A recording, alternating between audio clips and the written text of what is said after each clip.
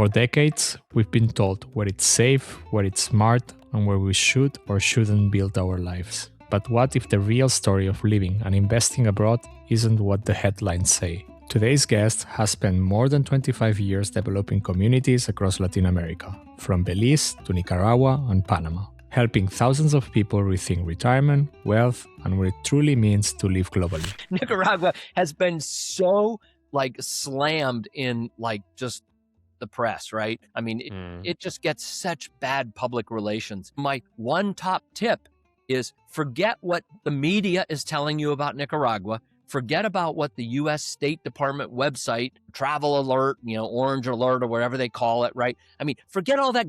It's just garbage. It's absolute garbage. Get on a plane and go to Nicaragua. Buy plane tickets to Nicaragua for a week and see it with your own eyes. This is a conversation about challenging narrative and thinking for yourself. But it's also about something deeper. Because when you build a life abroad, you are not just building or investing in a new home. You are building something bigger. What we realized was that we were going to be building a small town, right? I mean, 3.5 miles by 1 mile. That's a small town, right? We hired some of the best urban planners in the world that really know how to build community. One of the things that's really important, a community is a group of people who share values, ideals, mission, enjoyment together, right? It's a place where people gather to become more than they are by themselves, right? That's what community is, right? Today, on Almost Local, the living abroad story of Mike Cobb. Let's start.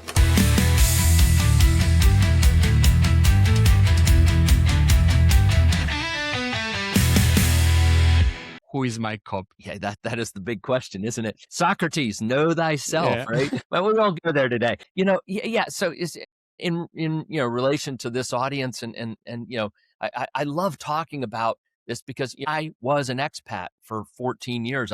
I packed up a container full of stuff. My wife and my 2-year-old daughter, we moved to Nicaragua back in 2002 and we lived there for 14 years. We had another little daughter who came along.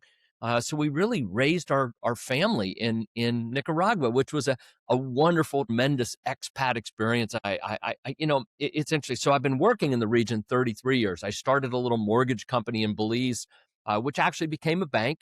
So I helped found a bank in Belize.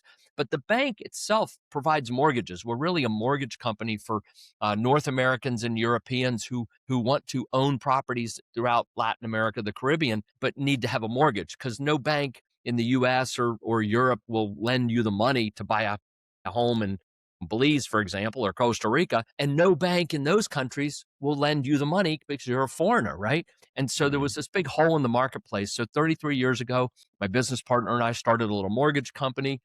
I lived in Belize for 6 months. And at that point, came back. I've done a lot of work in Panama over the years, but we lived in Nicaragua for 14 years. And we were in the banking business. We're in the real estate development business. And we're also in the teak timber business. Those are our 3 big businesses in the region, but have been working down there for 33 years and living, that 14-year period. But, I've spent 2 to 3 weeks a month in Central America for the last 33 years.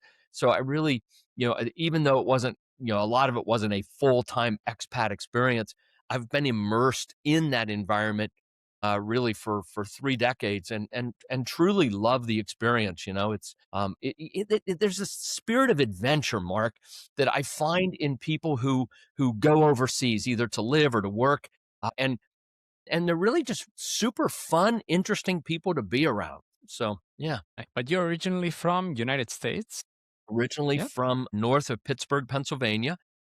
And then lived in the Washington, D.C. area for about 10 years after college before then moving overseas. Yeah. I see. Yeah. So maybe the first question that I have is why you were working at that moment of time? Did you do a change of career? Why Nicaragua specifically? And why packing your whole family and go away? No, it's a drastic change. It is. So when I graduated from college in 1986, I moved to the Washington, D.C. area. The Western Pennsylvania was a big steel producing part of the United States. And in the late 70s and into the 80s, there was an incredible loss of jobs. I mean, there was an economic depression. They called it a recession, but unemployment in the county I lived in was formally and officially 18%. It was probably more like 25%. So 1 out of 4 adults were unemployed. And so it really was a tough time. And so I moved to the Washington, D.C. area and got involved in the computer business.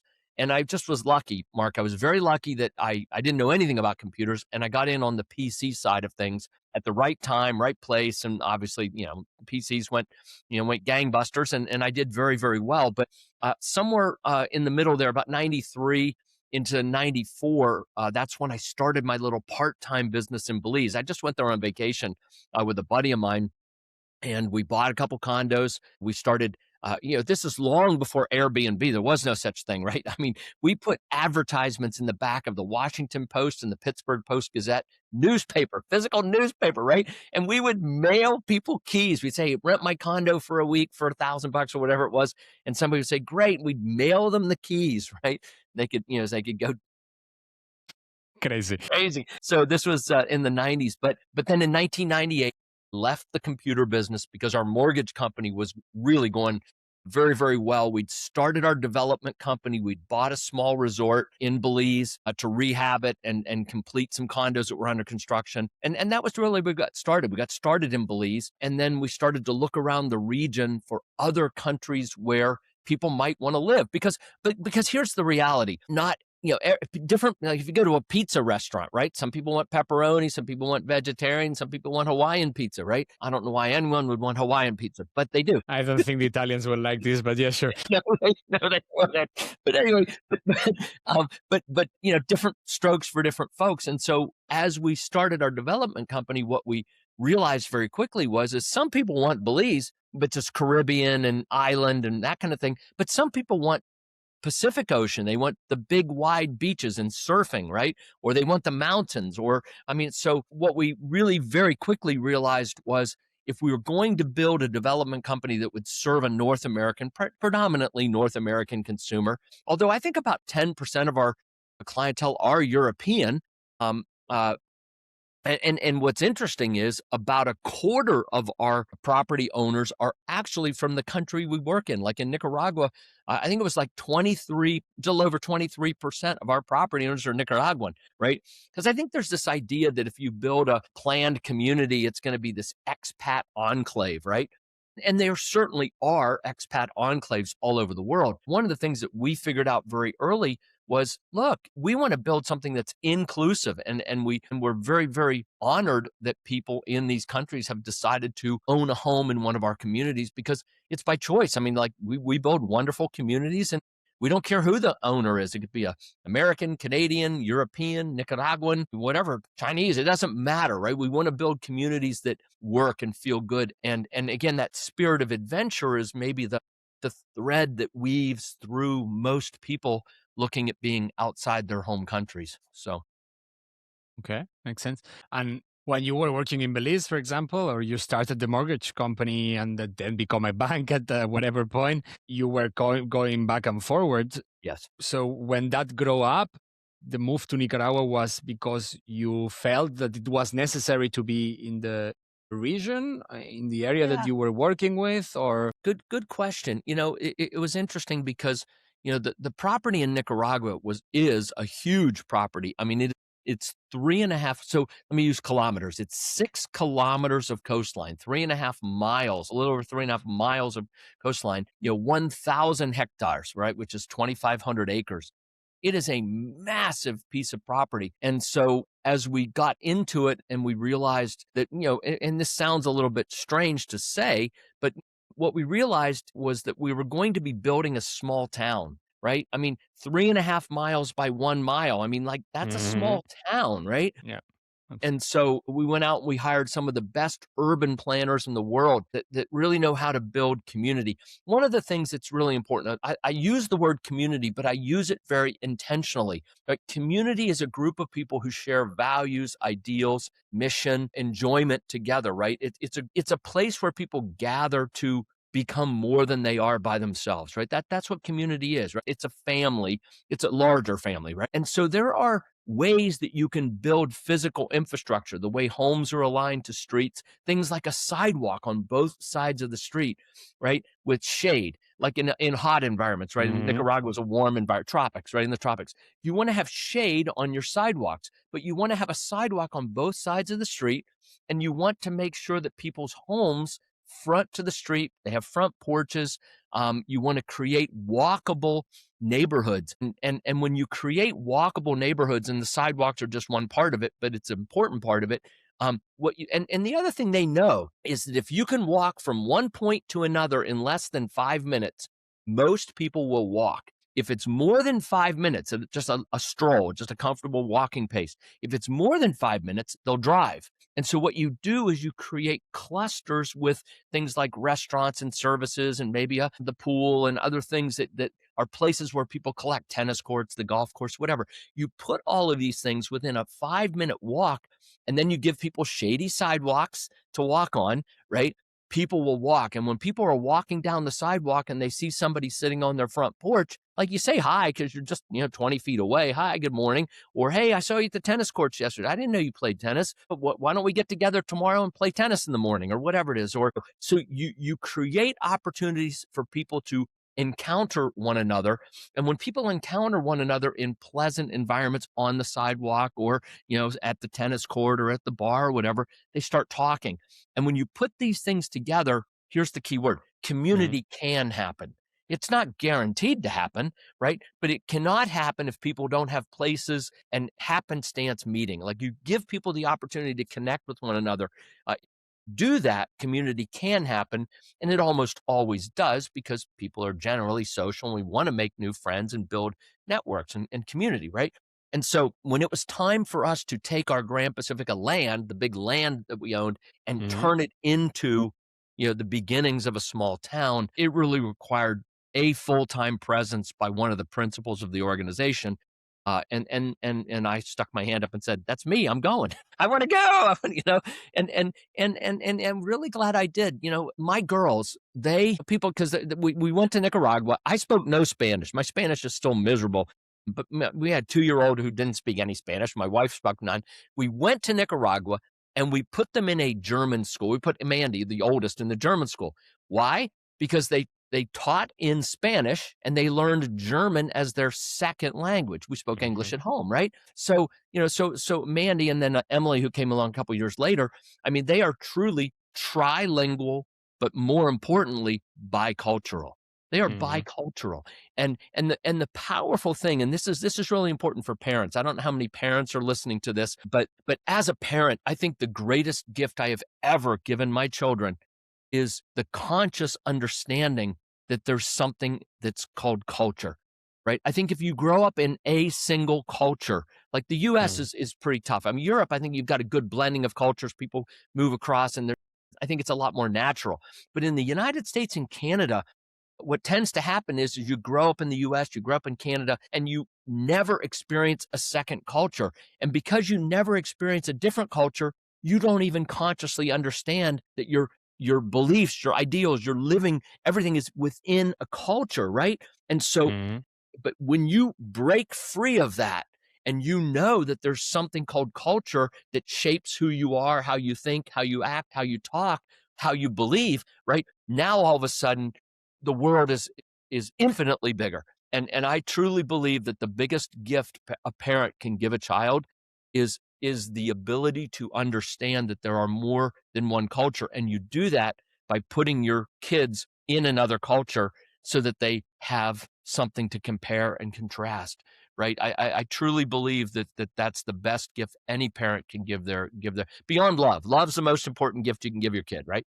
But beyond that, yeah, that's powerful, really. A lot of questions that came up in this idea of communities and and what you were saying, no, at the end, you are entering a completely new culture and you are bringing something that it's not exactly what it's the same that they have been doing, probably. No, in Nicaragua, when you build this, it's not what they are used. I had 2 questions in here. Maybe they are resolved in the same way, no? But first was like, how did locals receive the idea of someone building this small town or already a town from a different perspective, probably for different class of people, money, Yeah. different status, let's say like this.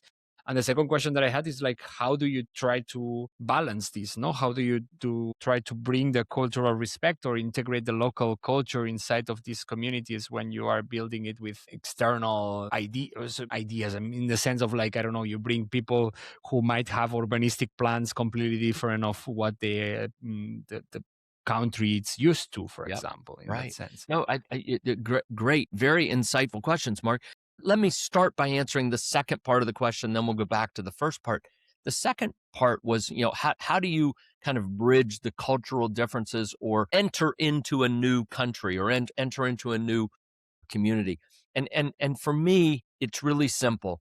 And I talk about it in my book for people who are not building communities, but are just moving somewhere overseas. It's the same principle. The principle is this: when you go to somebody else's country, you are a guest, right? And if you think about it, because that's too big, but think about it this way. If I go to somebody's house, right, and I'm a guest in their house, it's their house, right? I'm a guest, and I'm going to act like a guest. Maybe I'll take the garbage out, I'll wash the dishes, I'll, whatever it is, right? I'm going to be a guest. I'm going to, the saying that I like is leave the wood pile a little higher, right? And so when I can leave something better than I found it, right? Especially when I'm a guest in somebody else's country, home, right? This is a winning formula. And a couple things, when you're coming in as business, right? If you're just moving into a country, remember you're a guest, right? It's their country, it's not your country. So act like a guest, right? But when you're doing business in somebody else's country, there's certainly that level of baseline, right? But it's definitely a lot more complex. Real fast, it's a lot more complex. And I think the thing that that is important to understand is they're probably not going to believe that you will leave the wood pile a little higher, right? Why would they believe that about you? There's no reason for them to believe that, right? So you have to prove it. But to prove it, it takes time. And I would say that it was probably a good 2, maybe 3 years before we really started to earn a little bit of respect in the community that we were in, because we said we were going to do some things and we did them. We created jobs, right? We started construction on the, it was a cattle pasture. So we put in water, sewer, we put in the streets, we started building the first homes and the first condos. We built the very first fiber to the home network, fiber optic cable, fiber to the home network in all of Central America. This is in 2004. I mean, we got written up in a bunch of magazines because we were really that far out in front, right? I mean, but anyway, but like, you talk about what you're going to do, but it wasn't until 2-3 years later that we'd actually been doing it that people kind of came along and said, well, wow, you guys really are doing this. And we did a ton of corporate social responsibility, right? And I say we did it, but what we really did, Mark, was we partnered with organizations, right? You have groups like Rotary, Kiwanis, faith-based organizations who want to come to a country like Nicaragua or Costa Rica or Panama, and they want to do a project, right?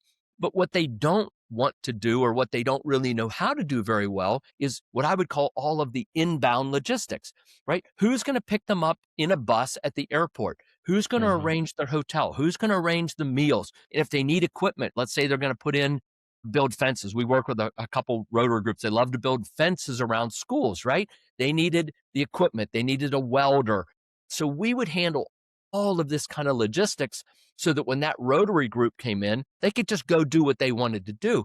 And so we worked with many, many, many organizations. So, we were private sector. We did our corporate stuff. We built the roads, water. We built condos. We sold homes. We increased the tax base significantly for the local municipality. And then we did a ton of, corporate social responsibility stuff that improved the lives of women and children and families throughout this larger community. And again, all of those things over a period of 2, 3, 4, 5, 6 years are really powerful, transformative realities, right? They're not gestures. I mean, they're realities. And when you do those things, you begin to build a real respect and a real relationship that's professional in this case, right? Because we're a business, right? So a real professional, respectful relationship that's meaningful. And I think that's the lesson for somebody who wants to do business, in the developing world. It's going to take 2 or 3 years of you just doing what you say you're going to do to build that respect. But once you've done that, then you've earned it, right? You've earned it. But if you're coming as an expat just to live, yeah, plug in, go do great things in the community.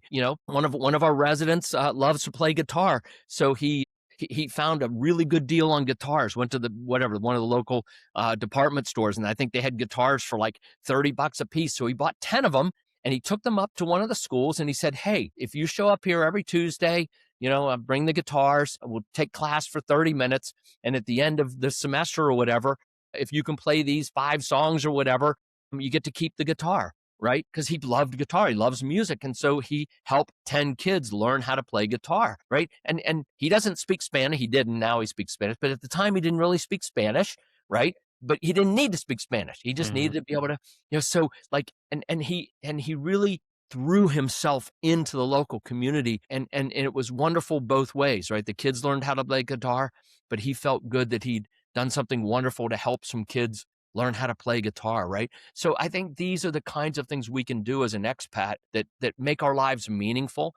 They don't necessarily involve money. We had another guy that would go up and teach young adults how to do like basic business skills, accounting skills, balancing, books, writing a business plan, right? He did speak some Spanish, but again, it didn't cost him any money to do that, but he was making a meaningful difference in these people's lives. And no matter where we go outside our home country, when we're a guest in somebody else's country in their home, whatever we can do to leave the wood pile a little higher is a wonderful thing for us, of course, but it's a wonderful thing for them.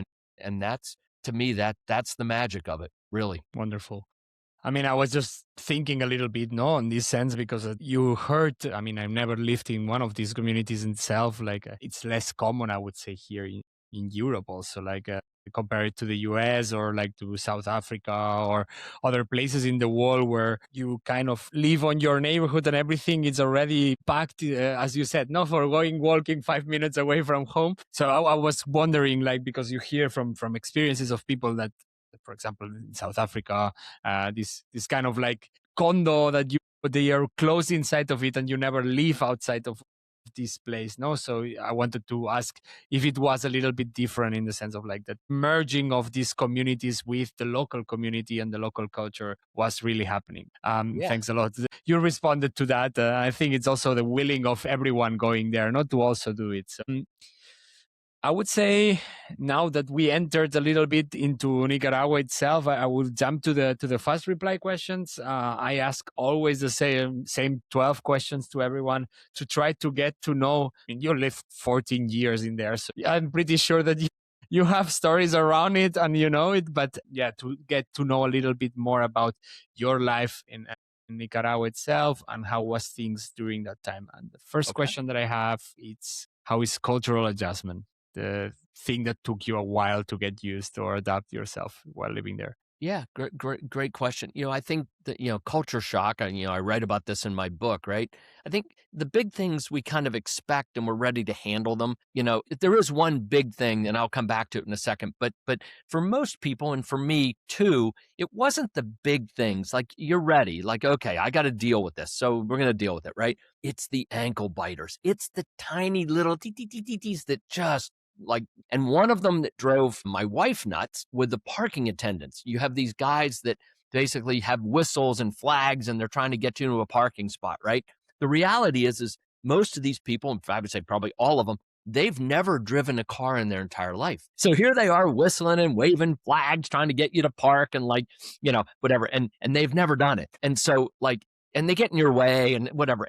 And so something like that, just like after a while, you're just like, yeah, whatever. But it's such a little thing. It's such a tiny thing. But the big things, the one big thing that was still, okay, I'll say what it is, like class system. I know Europe has a class system to some degree, right? The US sort of does, but at least, officially we don't have a class system, right? Anyway, but the US has really held itself out as a meritocracy, right? That you get ahead in life by what you do, what you're good at, what you accomplish, right?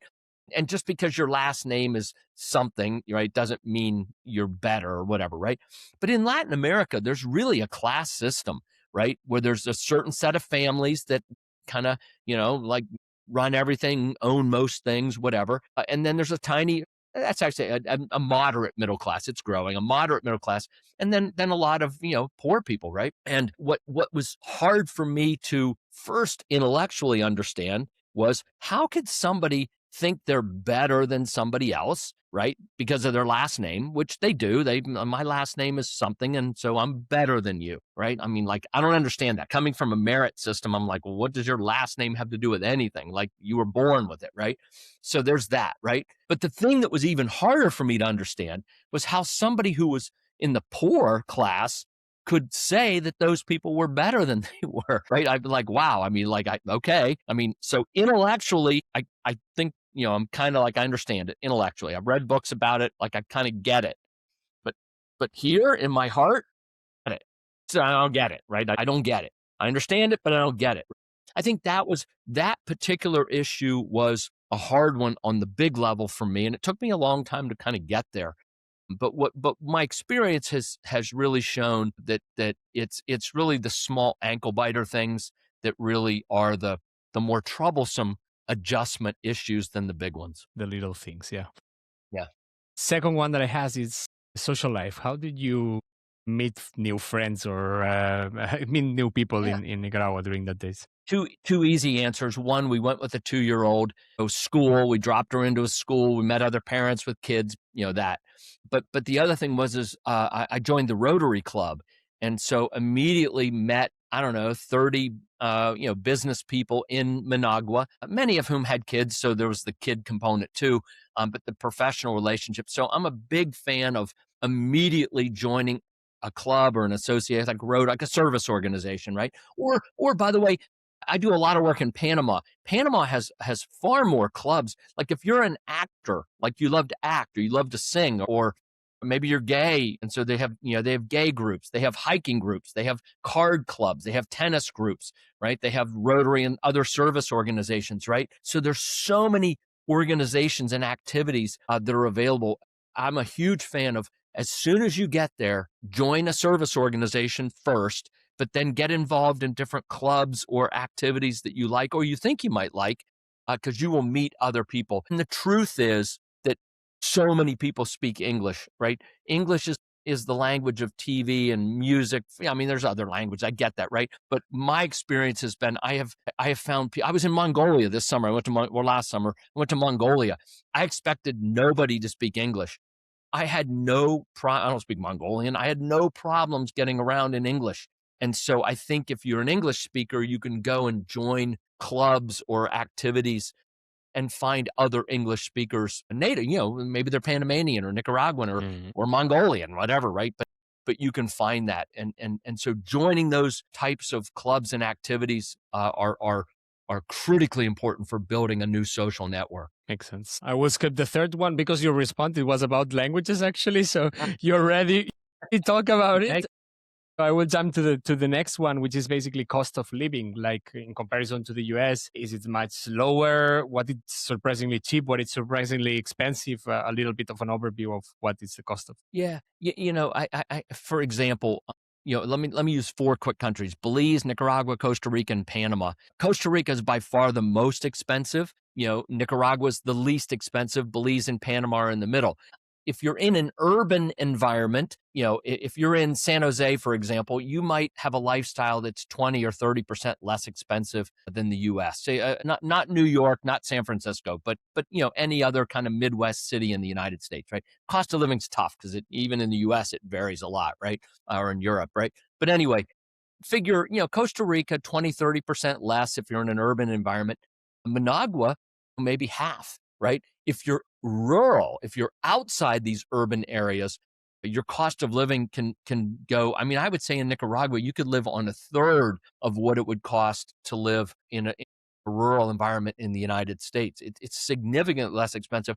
The thing that's surprising to most people is, I'd never had a maid in my life. Whatever, moved to Nicaragua and we got a maid and we have a gardener that works half time, right? Takes care of everything. Like, talk about a quality of life enhancement. I mean, like, your quality of life when you have no chores goes up unbelievably, but your cost to have those people doing those things is very, very low. And so it's this weird inverse relationship between, because I think there's a paradox. People think, oh, my quality of life, if I want my higher quality of life, I have to spend more. But if you move to the developing world, whether it's Latin America, Southeast Asia, Africa, right? If you move to the developing world, your quality of life can go up substantially. At the same time, your cost of living drops dramatically. It's a weird paradox. Next one that I have, it's finding a home. I suppose you would suggest one of your communities, but if you would need to do it outside of that. No, Mark, I'm very pragmatic. Look, there are millions of people buying property outside their home countries, right? I mean, we need a few hundred sales a year, right? And so, just like the pizza thing, right? If I have a pizza and the only thing I sell is pepperoni, but people want other flavors, like, send them down to a pizza parlor next door because there you get you vegetarian or whatever, right? No, I believe I believe that different strokes for different folks. Here's the simplest advice, and it's in my book. People can't believe I write this. We're a development company. We build and sell and, develop and sell real estate, right? In my book, I can't remember, it's early in the book, right? Rent before you buy. Rent before you buy, right? People can't believe I put that out there, like, because it kind of goes against my business, so to speak. But here's the reality. If you rent somewhere for 6 months to a year, 6 months is probably enough, but a year is okay too, right? But you rent for 6 months to a year, you will know if you like where you are or not, right? And my point is if you come to one of my communities and you rent a house for 6 months and you like it, or a year, whatever, and you like it, yeah, great, buy a house, we'll build you a house, whatever. But if you don't like it, thank God you did not buy a home in my community, because you're just going to be upset and miserable. And I don't want that in my community. And no, none of your neighbors want that either, right? So I think renting before you buy is the single most important thing you can do as a potential home buyer overseas. Makes a lot of sense. Good tip. Next one that I have, it's living like a local. I mean, you're never fully a local, but what one thing that you would say you do in Nicaragua to blend in? That's a great question. No one's ever asked me that before. I got to ponder that. I think one of the things that we really enjoyed was traveling around the country. We would get in our car because we had no chores, right? We had a maid and a gardener. So, like, we had no chores. So every weekend, like, we would get in the car and we'd say, where do we want to go? And we just get in the car and we just drive somewhere, to a butterfly farm, to a waterfall out in the middle of nowhere, go to the camp at the beach and see the baby turtles or whatever, right?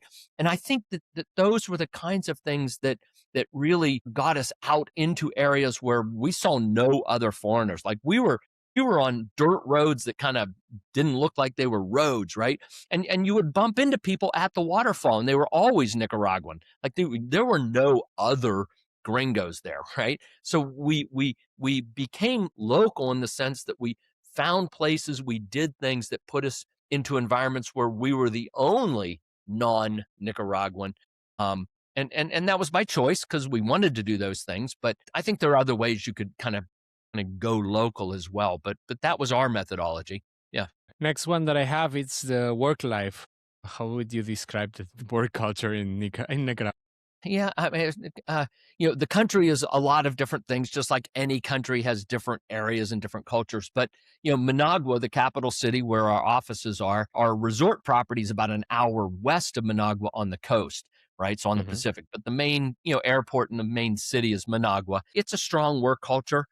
People arrive on time generally. And it was actually a great place to find a talent. And we still do. We still have a ton of talent in Nicaragua where we outsource or insource. For example, our architectural and engineering services, a lot of our, so if we're doing projects in other countries and we need engineering or architectural stuff, that all comes back to Nicaragua. We've got incredible people there who do that work, and then we ship it back to the other countries, right? Great talent. And really a great work culture.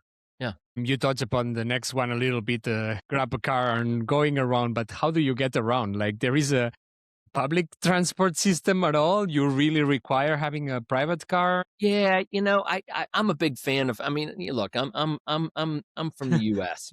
I want a car. Give me a I car. saw it coming. Yeah. Now, I grew up with a car. When I was 16, that on my 16th birthday, I went to get my driver's license. I mean, like the car culture in the U.S. is so big. But one of the things about the developing world and I would say Latin America, we don't really have trains. We don't have whatever that kind of subways and stuff. I mean, a little bit like Panama now has a subway, but it's limited. It goes from like one point to another. It doesn't really have sidelines and stuff. So buses are a way to get around. I've done a little bit of bus travel in the region, and it actually is very efficient, mostly point to point, like going from Managua to San Jose to Panama City, right? Like the express buses and things. But they got little buses. I think as an American, you probably want a car just because it gives you the flexibility to go where you want, when you want, leave when you want. And I think that's meaningful. What I would call the sophisticated public transportation system just simply does not exist. I see. Next one, I don't know how it works at all, but healthcare. Hopefully you didn't touch it much, but how does it work? But we did. I mean, we lived there for 14 years, right? I mean, here's the thing about healthcare. The public system is okay, but not great. The private system is phenomenal and so inexpensive. It's crazy. As someone from the U.S., our healthcare is outrageously expensive. The insurance premiums are just insane. And so a country like Canada, the insurance premiums are lower, but there's a wait. I hear that. I'm not Canadian, but I hear that people have to wait a long time to get a doctor's appointment or get an x-ray or whatever. I don't know Europe very well at all. The thing that I loved about Nicaragua, but I've also had some stuff done in Mexico. I broke my arm in Mexico a few years ago, and I've had stuff done in Panama over the years, right? Is that literally you can walk into a hospital, but usually the doctor's offices are in a hospital complex, right? So you're not actually going in the hospital, but you go to the doctor's complex, it's right at the hospital. Like you can literally call and walk in and like, oh, you need an x-ray. Well, here, let's go get you an x-ray. Boom. Oh, it's $30. Okay, get out your American Express card. $30. Here's your x-ray, right? Like, I mean, it's so affordable and so like right now, it's immediate. It's phenomenal. And the quality of care is world-class. I mean, the private care in certainly the developing world, but Thailand, I'm not familiar with Thailand and India. I mean, they're doing medical tourism now. They're doing transplant, heart surgeries, and like real stuff, big stuff, scary stuff, right? In Thailand and in India and other countries. So I think the idea of medical care needs to be kind of tweaked a little bit. Private care overseas can be phenomenal. It usually is phenomenal. And it is also, in most cases, very affordable. Yeah. I have 3 more. The next one is the one that everyone hates normally. All right. I want to hear, like, from bureaucracy perspective, paperwork, visas, permits, and so on. Yeah. It can be bureaucratic. What I've found is so for example, at the immigration office, right? If you're a foreign resident, you have to get the residency card and blah, blah, blah, right? Literally across the street from the immigration office, there are a whole bunch of tents. I mean, they're like tents. I mean, they're not like, this kind of tent. They're, just they're shade military ones. Yeah, the shade tents, right? And underneath, people have set up computers and printers, and they're lawyers. They're actually lawyers' offices, right? And if you need anything done inside the immigration office, you can go in there and you can do it yourself. And good luck. God bless you. See you next Thursday because you're not coming out, okay? Or you can go across the street and you can talk to one of these guys and literally they'll say, okay, we'll come back at, can you come back at 4 o'clock today? No, I'm busy. Okay, come back at 10 o'clock tomorrow morning. We'll go in together. And literally at 10:15, you're done. You walk back out. It's over, right? And so what I have found, and this is I talk about this in my book. I even have a picture of the people across the street in my book, right? Pay somebody to do it for you.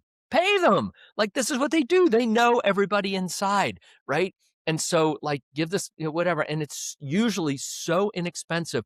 And if you even value your time at $20 an hour, which I hope most people would value their time at $20 an hour, like it's the best money you will ever spend just simply on a time value of money. So yes, it's bureaucratic. Yes, it can be a pain in the butt. Hire somebody to do it for you. Yeah. Nice. The next one, it's the best and the worst. What is the best part of living there? What is the worst thing of living there? I'll start with the worst.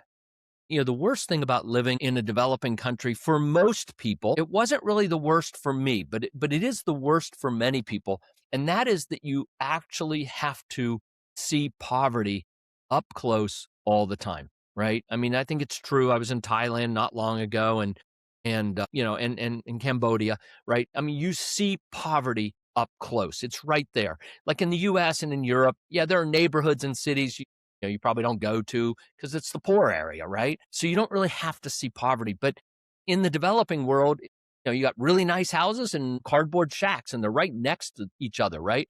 And I think that's the worst thing for most people because it can really tear your heart out, right? You see kids struggling and parents and whatever, and it's rough. I think that's the worst thing. I think the best thing is the exact opposite, that when you're in an environment like that, you have the ability to make a meaningful difference in people's lives for very little money, very little resources, right? You can make a tremendous impact in people's lives. I'm not an advocate of giving money to somebody on the corner. I think that's usually there's a big bully around the corner. It takes all the little kids' money, right? So I don't think that's the way to do it. But getting involved with, Rotary or Lions or a service, a faith-based organization, whatever it is, right? And so the worst, which is the poverty up close, which really can be heart-wrenching, right, is actually the best because it gives us the opportunity to do something wonderful for other people and in ways that probably in the US, Europe, Canada, we really just can't. So I think the best and the worst are very, very linked. Right. Nice. The last one that I have, it's the top tip. If someone who is listening today here willing to move to Nicaragua right now, what would be your one-line advice? Well, I would be very surprised if anybody listening would consider Nicaragua because Nicaragua has been so like slammed in like just the press, right? I mean, it just gets such bad public relations. My one top tip is forget what the media is telling you about Nicaragua. Forget about what the U.S. State Department website, travel alert, orange alert or whatever they call it, right? I mean, forget all that. It's just garbage. It's absolute garbage. Like, get on a plane and go to Nicaragua. Buy plane tickets to Nicaragua for a week and see it with your own eyes, right? I like that. That to me is the tip for Nicaragua. And here's the reality. The people who do it are blown away. I just had a group of people there last week and they could not believe. They were like, oh my God, it's nothing like I thought it was. I'm like, yeah, no kidding. It's not what you thought it was because everyone's been telling you this garbage. They're filling your head with garbage. Go see it with your own eyes. And Mark, I know this is really a show about expat, but I want to add one sophisticated business concept here because it matters a lot to anybody who's buying a home. When you have a difference between perception and reality, right? The perception of Nicaragua is that it's horrible, dangerous, violent, right? And then you've got a reality that's very different, very nice, pleasant, like really a wonderful place. When you have a gap like that between what's perceived and what's reality, that gap in the financial world is called arbitrage. That's arbitrage. It's an information gap. And what arbitrage in the investment world means is money. That's money.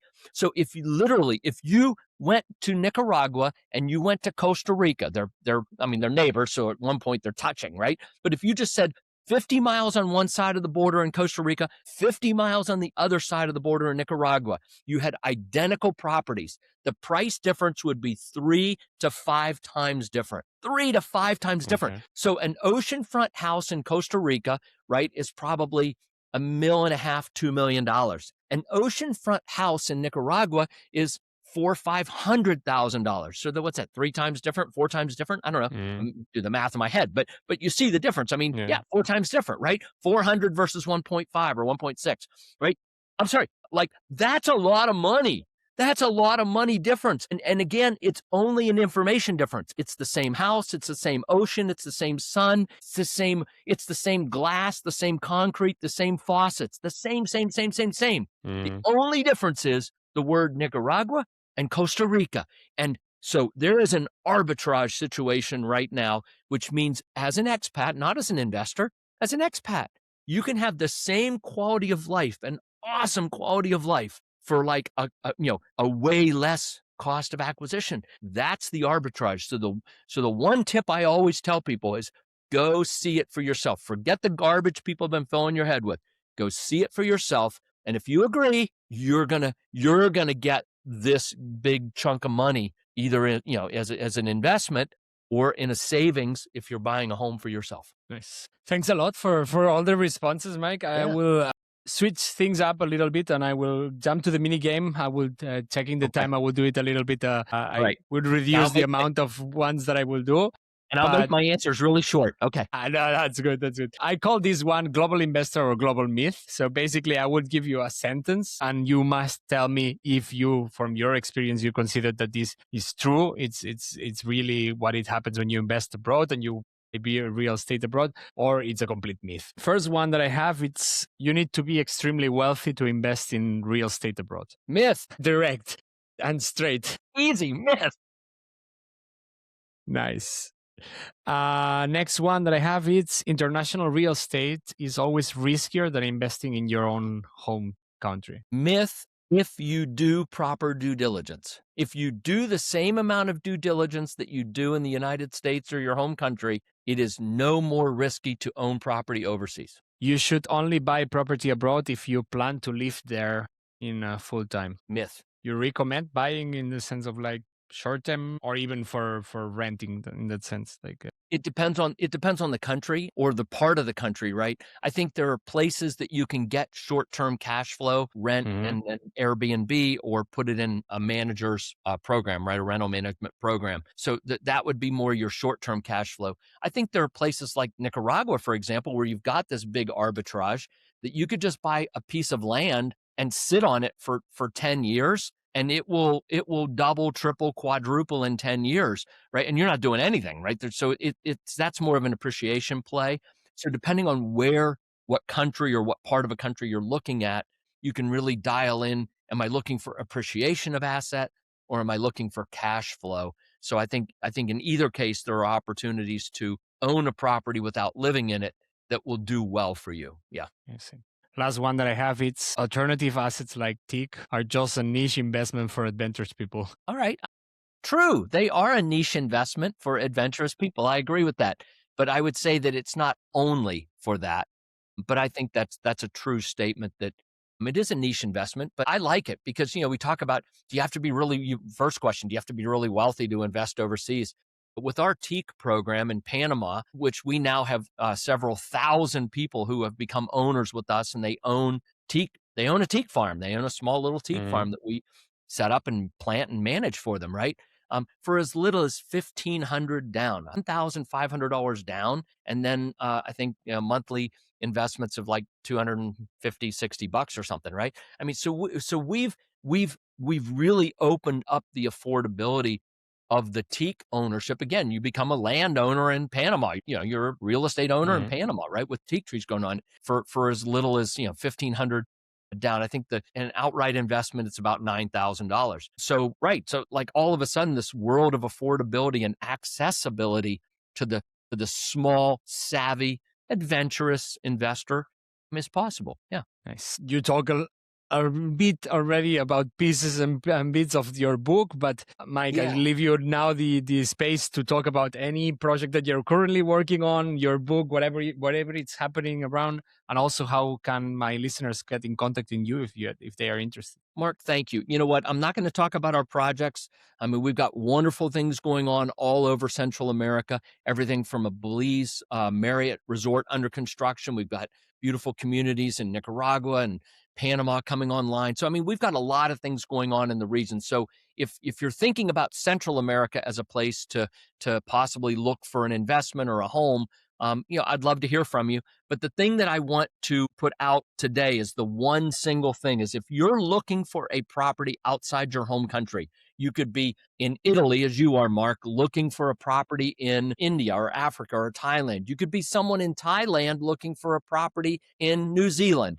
If you're looking for a property outside your home country, you don't know what you don't know. You don't know the rules of the road, so to speak, somewhere else. And so the trick, the hack, right? That's not really a hack, a trick, but the hack is how do you do proper due diligence? I said that's the thing that makes investing overseas equal to ownership of property in your home country. You have to do proper due diligence, and we simply don't know how to do it.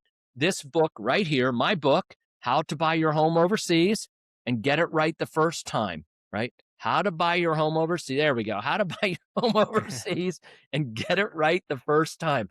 Mark, if somebody sends an email to podcast@ecidevelopment.com, podcast@ecidevelopment.com, I will send anyone listening today, I will send them a coupon to download my book for free from Amazon.